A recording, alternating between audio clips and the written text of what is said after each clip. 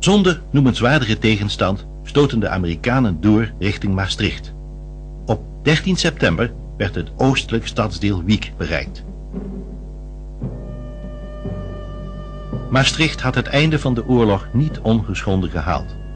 Enkele weken eerder, op 18 augustus, hadden geallieerde bommenwerpers een poging gedaan de strategisch belangrijke spoorbrug te vernietigen. Ze troffen ook de aan weerszijden gelegen woonwijken en de zinkwitfabriek. Trieste balans, 92 doden en enorme materiële schade.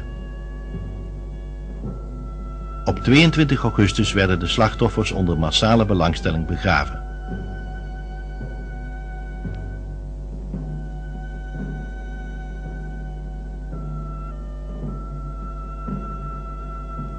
De laatste dagen voor de bevrijding bliezen de Duitsers de Maastrichtse bruggen op.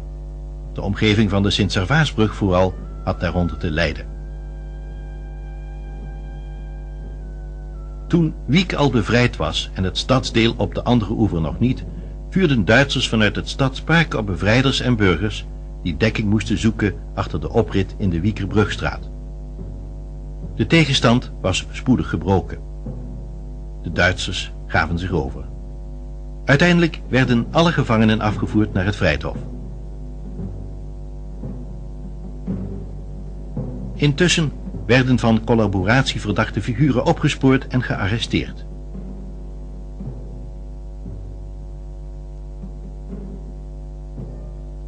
De Amerikanen sloegen een noodbrug over de Maas en zwermden uit over heel Maastricht. Het bevrijdingsfeest kon beginnen.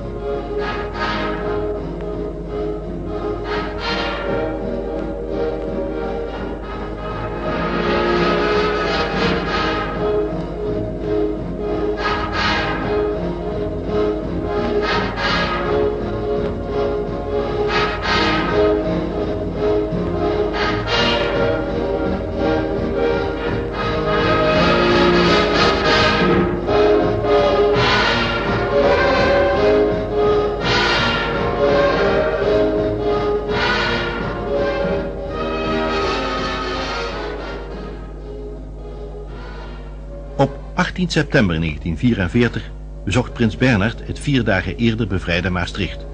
Burgemeester Michiels van Kessenich was door het militaire gezag in zijn ambt hersteld.